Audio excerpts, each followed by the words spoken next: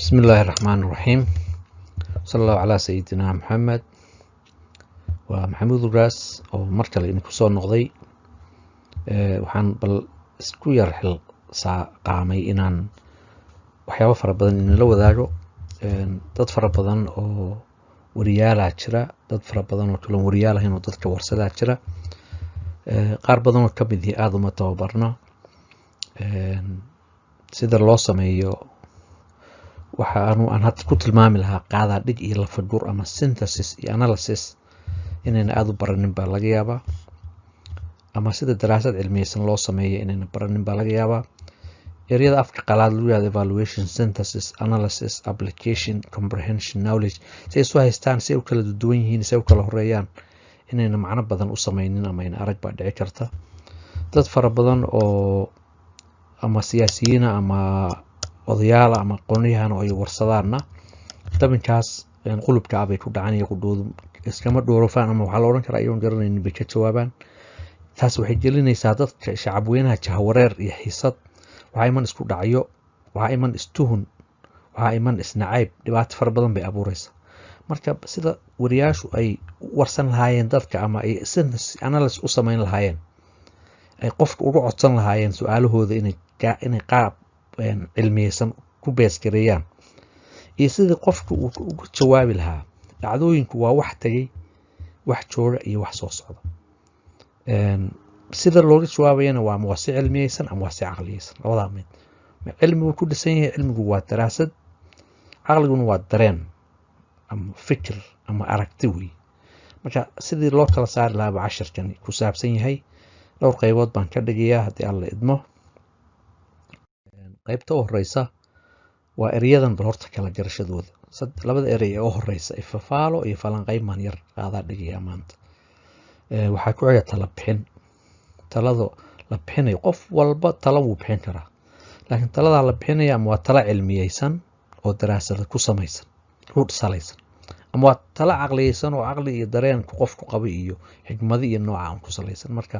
way kala culays badan yihiin wayna kala qaadasho badan yihiin waxaan marka dambe waqti yar dheer siin doonaa wax la yiraahdo strategic plan iyo plan wax ku kala duwan yihiin strategy af Soomaaliga si fiican looguma turjumin laakiin waa qorshe planki waa qorshe strategy waa wax tabaysan oo xeeladaysan faahfaahin doona hadalin afarta qaybood buu ka koobnaanayaa cashirku mid ka horeysa ifafaalo iyo falanqeyn ma la sii jarab dhigaynaa tusaalahan qaadanayna markaa tusaalahaas hadda wariye cabdi nin la yiraahdo ayaa su'aashan weydiinaya laba nin oo mas'uuliyiin wuxuu leeyahay ifafaalo ka bixi siday arintaas u dhacday mas'uulka la yiraahdo cali baa ka hormaray jawaabta markaas uu leeyahay ifafaalo hadii aan ka bixiyo sida arintaas u dhacday waxaan oran lahaa sidaas ku bilaabay hadal mas'uul kale Umar la dhahaa la yaabay wuxuu leeyahay ifafaalo kama bixin karo siday arintaas u dhacday laakiin waan falanqeyn karaa labada xikmadood markaad u fiirsato waxa weeye ninka hore wuu iska bilaabay faalataan ka bixiyo arintaas ay u dhacday waa wax dhacay hadda ugu kan kale wuxuu yahay faalo wax dhacay kama bixin karee waan falanqeyn karaa marka labadii eray ee faalo iyo falanqeyn oo iska rab dhigaynaa tusaalaha gelin faalo waxa laga bixin karaa sida ay wax noqon doonaan oo waa wax aan la gaadhin oo la saadaalinayo balada u fiirso laakiin falanqeyn waxa lagu sameyn karaa wax la soo dhaafay ama taagan hadda ama socda oo aan saadaalinahay oo la qaada dhigi karo lana la faguri karo labadaas waa laba kaafi kala dheeri marka su'aasha iska weydiinaya bal waxa ifaala ka bixisay u dhacay ma waafaqsana cilmi iyo sharci min kii la weydiiyana uu iskaga boodi oo af Soomaali uu iska adeegsan uu saddex gelin falanqeyn baa ayaa kaga haboon wixii la kala furfurayo say yihiin la isuna keenayo sida aragtidaas ay tahay marka tusaale yar oo khafiif ah weeye waxaan ku saleynayaa macnayntaydan si dadka guud مثلا hadaan u bajafo idolka aan dhigi karaa ama ay u fahmi karayaan laakiin waa casharo waaweyn oo muhiim ah oo intaasoo buug laga qoray intaasoo jaamacad lagu qaato cod kastoo teesa soo qortay ay arki karto inay maaragtay ay muhiim yihiin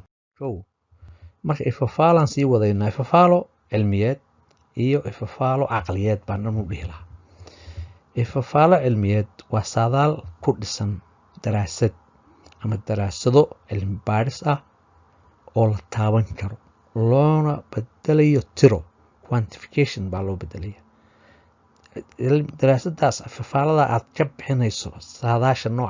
nooca saasay noqon doonta aad leedahay waxaad ku salayni daraasado la sameeyey oo cilmi ah oo quantified. laakiin ifafaalo caqliyeed waa saadaal ku dhisan caqli iyadoo aan la samaynin cilmi baadhis. wax subjective judgment ah oo qofku iska qiyaasayo caqligiisa uu ku tuumayo. wayna kala culays badan yihiin, wayna kala qaadasho badan yihiin. marka in cilmi ku dhisan haddaan usoo noqono waxaa lagala doodi karaa qofka noocaas saadaasha u sameeyey sida loo sameeyey cilmi baadhista, tusaale ahaan dantii laga lahaa, saambalka la qaatay iyo sida loo qaatay iyo sida loo lafaguray natiijada oo wada cilmi ah ee aan caqli ahayn. waa wax la caddayn karo inay daraasadaasi tahay mid credible ama la qaadan karayo iyo mid aan la qaadan karin oo aan credible aan ahayn. marka dooda nooca u bayno hebel beenaala tahay iyo qabiilista tahay iyo hebel tuur baa tahay, hebel siyaasi baa tahay, iman mayso dood. dad u fiirsato facebookyada iyo doodaheenuna intan oo dhan oo su'aal ah laysma weydiinay. waayo markii hore daraasadii wixii ifafaale laga bixinayay oo dhani cilmiba kuma salaysna, farsaa laysku ilka beeri. marka su'aalaan qaadan doonaa cadoo kan ku xigay ablaan fiirin hadda tan caqliga ku salaysan waxay tahay. waxaa lagala doodi karaa qofka soo jeediya saadaal caqli uun ku dhisanayn aan cilmi iyo cilmi baadhis ku dhisnayn. waxaa lagala doodi karaa wax lagala doodi kara maba jiro, waayo saadaashiisu waxay ku salaysan tahay caqliga iyo aragtidiisa. looma baahna in waqti lagu lumiyo, in lagu dambaabo, si cilmiyeysanna looguma camal fali karo. laakiin feejignaan way ku gelin kartaa adiga oo aan isgelinin wax irdhac. marka labada arrimood ku kala duwan yihiin. marka sida su'aasha la isku weydiinayo iyo sida jawaabta loogu salaynayo ama cilmi ama caqli ayaa muhiim ah shay anoo soo dhaxbays. tusaale ifafaale cilmiyeed matalan wuxuu dhahayaa ifafaalu bixinayaa ninkani waa cilmi buuna ku dhisaya. dagaalka ka bilaabmay gudaha dalka maanta wuxuu noqon doonaa mid ay ku barabaxaan 100,000 oo qof muddo 6 bilood ka yar. qiyaastii 90% arrintaasna waa saas. waxaan ifafaaladaas ku salaynayaa 5 daraasadood oo laga soo sameeyey gudaha dalka. 1 waraysi 6,000 oo qof laga soo qorsaday 6 degmo. baaritaan inta qof ee hubaysan iyo sababta ay hubka u qaadeen 6 degmo ayaa la soo baaray. 3 axadi oo qoraal oo la arkay baa ku jira meesha. waxaa ku jira qolada la yiraahdo XYZ qorshe sir ah oo kashfmay oo la helay qoraalkoodii. waxaa kaloo jira baahida guud ee cabsida ka jirta gudaha dalka iyadoo la soo warsaday 6,000 oo qof oo degan 6 degmo oo tiradoodu ay dhan tahay wada rahaan 600,000 oo qof. fiirada macnaheedu ninkani saadaashiisa wuxuu geliyay ihtimaal ama probability 90% inay run tahay. 5% kalena ay qiyaas noqon karto maadaama saambalada uu qaadanayay dadku warsanayay ayna laga yaabo inaan aad credible ahayn ama ayna ahayn ayna u taagnayn kuwii la rabay in la qaato ama isku aad ka qaatay ama waxyaabo kala duwan ay dhici karto. human error baa dhici karta. haddana wuxuu 6 bilood gudahood bay dadkaas qaxayeen. haddana wuxuu 100,000 baa qaxi karay. erayga 100,000 baa yara aan number quman aan ahayn. way qudis qiyaas buu geliyay. okay ka soco haddii lala doodayo marka qofkan oo kale waxaa la weydiin karaa su'aalahan. waxaa kara sideed ku qaadatay 6 degmo imse degmo ahaa 100 degmo 6 sideed u xulatay ma il xisku aaga ma la isku qabiila ma la isku afalaha. waa la weydiin karaa. way hadduna 6 baxtiyaan nasiib ku kala qaadanin jawaabta natiijadu way jabantay. sideed ku xulatay 1,000 qof ee su'aalaha weydiinaysa sideed ku xulataa la weydiin karaa. waxaa la weydiin karaa sideed ku rumaysay 3 axadi inay waxa hesheen run yihiin. waxaa la weydiin karaa sideed ku cadaysay qoraalka sirta ah inuu yahay run. waxaa la weydiin karaa 6,000 ee qof muddo intee dhan ayaa lagu warsaday. marka isagoo number uu ku saleeyay adana cilmi baad ku weydiinaysaa su'aalihiisa. haddii cilmigeedii keenana waa la aamini karaa waana lagu camal fali karaa. waa fafaaladiisu waxay ku salaysan tahay daraasad cilmiyeysan. maaragtay u kala duwan yihiin. okay maxaad u qaadatay ihtimaalka 90% ah inay run tahay fafaaladaad probability 95% maxaad u qaadatay. marka nambaro yaa loo bedelayaa wixii saambaladii 6 ahaa la qaatay hal number baa ka soo bixi populationkii guud ee 600 kun baa loo bedeli marka qiyaasta inta u dhaxaysa ayaa la dhahayaa xisaab bay ku fadhiisani iyadoo kombiyuutarada la soo saari ihtimaalkiisuna waa 95% runtii 5% ay been noqon karto marka saasay daraasad cilmiyeysan u tahay ifafaale cilmiyeysan ay u noqonaysa waayahay tusaale ifafaale caqliyeed marka la qaadanayo wuxuu dagaalka ka bilaabanaya gudaha dalka maanta wuxuu noqon doonaa mid ay ku barabaxaan 100 kun oo qof waxaan ifaaladaas ku saleeyay dareenka guud ee dad badan oo aan soo arkay intaan soo dhex socday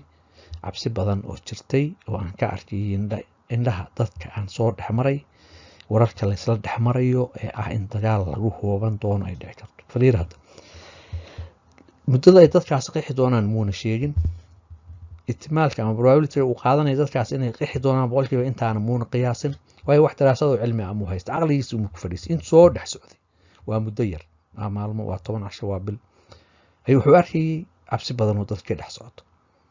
imse qof buu arkay marka ma warsaday waxa ma ka qoray ma deeli dhigtir cabsi baa jirtay buu leeyahay warar la isla dhex maraya buu oranaya Facebook gaam waxana marka qofka noocana ama sidaa u doodaya aqli muu ku fadhiisay ma cilmi ku fadhiisay doodaheena Facebook oo fara badan isdhex maraya lagu dagaalamay lagu kala dhimanayo xataa cidii mas'uulahaydii cidii dawladda ka xaaja qaadanaysa mar walbana waa dooda noocan oo kale taa marka looma baahna in kuwan kale laga xaaja qaato qofkii ku amal falayana ha irrajiliyo oo ha ku feejignaado qofkii kalena ninkaan uu dulminayo waxayna aqligiisa ku saleeyay waa subjective judgment marka waa aragnimo iyo waxaasan ku saleeyay ku oran karayaa in lala doodo ma aha waayo daraasadaas cilmi ah oo laga tacsi qaadan karayo muusan sameyn wax daraasado cilmi oo laga tacsi qaadan karo muusan sameyn dareenkiisa uu cabiray qofkii aan qofkaas daraasada soo sameeyay ahayn